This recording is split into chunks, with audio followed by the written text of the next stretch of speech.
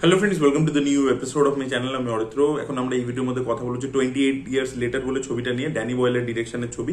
28 days letter প্রথম ছবিটা ছিল, তারপর সেকেন্ড ছবিটা উনি ডিরেক্ট করেননি। আবার এই এই যে ফ্র্যাঞ্চাইজটার মধ্যে তিনি ফেরত এসেছেন এবং এই ছবিটা তিনি ডিরেক্ট করছেন এবং এর পরের যে পার্ট, তো সেইটা আর কি অলরেডি তারা শুট করেই ফেলেছে, মানে এটার সাথেই ওটা শুট করেছে এবং ওটা 2026 সালে রিলিজ করবে। এবং এই ছবির চিত্রনাট্য লিখেছেন অ্যালেক্স গার্ল্যান্ড, যিনি সিভিল ওয়ারের মতো ছবি নিজেও ডিরেক্ট করেছেন, যেটা রিভিউ আমার চ্যানেলে রয়েছে। তো এবার এই ছবিটা জাস্ট একটা জম্বি ফিল্ম নয় আর কি। মানে সচরাচর আপনি যদি একটা মাসালা জম্বি ওরিয়েন্টেড কন্টেন্ট দেখেন, মানে যেটা ধরুন নেটফ্লিক্সে রয়েছে, নেটফ্লিক্সে All of Us Are Dead, এরকম প্রচুর জম্বি নিয়ে তো প্রচুর কাজ হতেই থাকে। কোরিয়া প্রচুর বানায়, হলিউডেও প্রচুর কাজ হয়। তো একটা মেইন স্ট্রিম জম্বি ফিল্মে আপনি যা যা এক্সপেক্ট করেন সেই জিনিসপত্র রয়েছে, ঠিক আছে। মানে এখানে কিছু মানে টেনশনওয়ালা সিকোয়েন্সেস রয়েছে, যেখানে জম্বি অ্যাটাক হচ্ছে, তাদেরকে মারছে কিভাবে, সেই সিকোয়েন্সেস গুলো রয়েছে এবং সেটা ছবির প্রথম দিকে বেশি করে রয়েছে এবং সেখানে আপনি টেনশনটা, থ্রিলটা ফিল করতে পারবেন। হরার সিকোয়েন্সেস গুলো ভেরি ওয়েল স্টেজড, তো সেই জিনিসটা দেখতে খুবই ভালো লাগবে। এবং সেকেন্ড হাফে গিয়েও একটা ট্রেনের মধ্যে একটা সিকোয়েন্স রয়েছে, তো সেটা কি আমি বলবো না, একটা মানে বাচ্চার ডেলিভারি রিলেটেড জিনিস আছে, তো ওই সিকোয়েন্সটা দুর্দান্তভাবে মানে ডিজাইন করা হয়েছে। তো সেই জিনিসপত্রগুলো খুব ভালো, তো সেইটা আপনি ডেফিনেটলি আছে। বাট তাছাড়াও কিন্তু অনেক কিছু রয়েছে, সেটার মধ্যে আমি পরবর্তীতে আসছি। তো সব থেকে প্রথম যেটা বললাম, যে যারা জম্বি ফিল্মের মধ্যে জম্বি যে ট্রোপস গুলো, জম্বি জনরের যে ট্রোপস গুলো এক্সপেক্ট করে যায়, সেটা এখানে পাবেন, যেহেতু এটা একটা হরর সার্ভাইভাল ফিল্ম জোনের মধ্যেও পড়ে, তো সেটা ভালো ওয়ার্ক করেছে। সেগুলো টেকনিক্যালি খুব ওয়েল মেড ফিল্ম আর কি। ছবিটা কিন্তু আইফোন দিয়ে শুট করা হয়েছে, একটা গ্রেনি ব্যাপারও রয়েছে, তার সাথে আবার একটা পলিশ, মানে একটা অদ্ভুত কম্বিনেশন আর কি করেছে। সেটা দেখলেও ছবিটা বুঝতে পারবেন, ওটা ঠিক ব্যাখ্যা করে বলা মুশকিল। তো সেই জিনিসটা একটা অন্যরকম ফ্লেভার দিচ্ছে। এবং পুরো যে ওয়ার্ল্ড বিল্ডিংটা করা হয়েছে না, যে এখানে আমরা দেখতে পাচ্ছি যে মেনল্যান্ডের থেকে আলাদা একটা আইল্যান্ড রয়েছে, সেখানে সব লোকে থাকে। তো একটা লোক আর কি নিজের ছেলেকে প্রথমবার আর কি যাতে শিকার শেখাতে পারে, তাই জন্য নিয়ে এসছে। এবং ওদের কানেক্ট যে রোডটা, সেটা আর কি পুরো জলে, মানে হাই টাইড লো টাইডের উপর ডিপেন্ড করে যে রাস্তাটা থাকবে কি থাকবে না। তো এবার ওরা মেনল্যান্ডে যখন আসে, তারপরে কি হয়, তো সেখানে এই যে রুলস, মানে জম্বিদের মধ্যেও যে বিভিন্ন ক্যাটাগরিজ আছে ইত্যাদি আছে, যে ওয়ার্ল্ড বিল্ডিংটা করা হয়েছে সেটা কিন্তু বেশ ভালো ছিল। আর যেটা বলছিলাম যে ছবিটার মধ্যে না, মানে ছবিটা জাস্ট একটা জম্বি ফিল্ম নয়। কেন? কারণ এখানে ছবির প্রথম দিকে যেটা পেরেন্টিং জিনিসটা কি, ছবিটা ওভারঅলি আর কি পেরেন্টিং নিয়ে একটা কথা বলছে।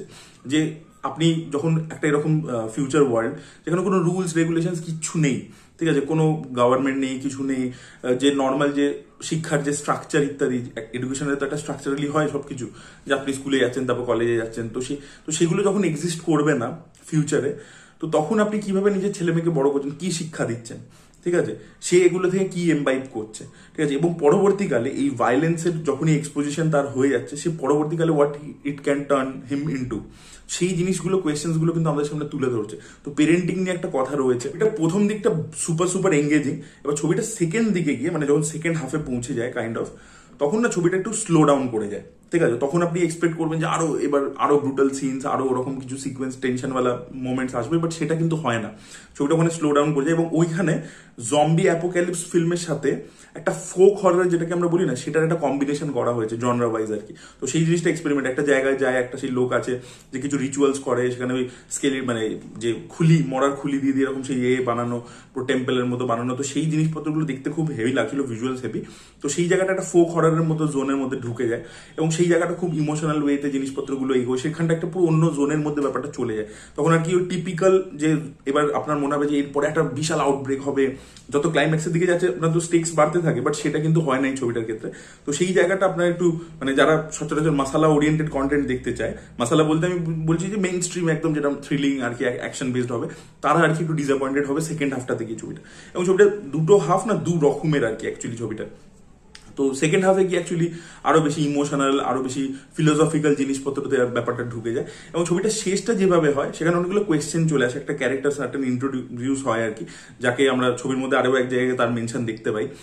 তো সেই জিনিসটা নিয়ে অনেকগুলো কোয়েশ্চেন আমাদের মাথায় উঠে আসে, যেগুলো ডেফিনেটলি আনসার দেওয়া হয়নি, যেহেতু আরেকটা পার্ট অলরেডি ওরা শুট করে নিয়েছে। তো সেখানে গিয়ে ওরা ওই জিনিসপত্রগুলোকে দেখাবে, ওই কাল্টার ব্যাপারে ইত্যাদির ব্যাপারে, সেগুলো পরবর্তীকালে আমরা জানতে পারবো। তো অনেকগুলো কোয়েশ্চেন আর কি ছবিটা ছেড়ে যায়, যেটা দেখলে আপনার মনে হবে যে ভাই এগুলো একটু এক্সপ্লেনেশন, আরেকটু বিল্ড আপ যদি এই পার্টের মধ্যেই থাকতো তাহলে বেটার হতো, সেটা আপনার মনে হবে আর কি। মানে একটা you will be hungry for those answers আর কি। তো সেই জিনিসটা আর কি হতে চলেছে। আর যেটা বললাম যে শেষের দিকটা গিয়ে আর কি ছবিটা একটু পেস ডাউন করে যায়, ওই জায়গাটা আপনি যেগুলো দেখাচ্ছে হয়তো অনেকে ঠিক জমবে না অনেকের জন্য, তো সেটা আমার মনে হয়েছে। এই ছবির বেস্ট পারফরমেন্স কে দিয়েছেন?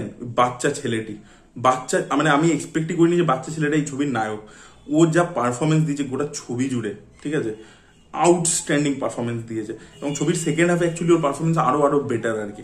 এবং একটা মানে টাইম স্লাইস একটা শর্ট বলে, বুলেট টাইমও বলে, সেই জিনিস আমরা মেট্রিক্সে দেখেছিলাম 90s এর একটা শর্ট, তো সেইটাকে কাইন্ড অফ এখানে আবার করে ইউজ করা হয়েছে আর কি। তো সেই জিনিসটা একটা নস্টালজিয়া ক্রিয়েট করেছে, সেটাও বেশ ভালো লেগেছিল। ডেফিনেটলি প্রথম দিকটা আর কি খুবই এবং যে মেসেজিংটা তুলে ধরেছে একটা ফ্যামিলি ডাইনামিক্স, তারপর জেনারেশনাল ট্রমা কিভাবে পাস করছে, ঠিক আছে, প্যারেন্টিং এর উপর কত কিছু নির্ভর করছে, সেই জিনিসপত্রগুলোর উপর যে কমেন্ট্রিটা, সেটা বেশ ভালো লেগেছে আর কি। তো সবকিছু মিলিয়ে আমার তো ছবিটা বেশ ভালো একটা এক্সপেরিমেন্টাল জম্বি ফিল্ম মনে হয়েছে। অ্যান্ড ডেফিনেটলি কিছু জায়গায় ছবিটা স্লো হয়ে যাচ্ছিল, অনেক বেশি মানে ড্রামার মতো আর কি, মানে কথা বলে যাচ্ছে ক্যারেক্টার্স গুলো, সেই জিনিসপত্র রয়েছে।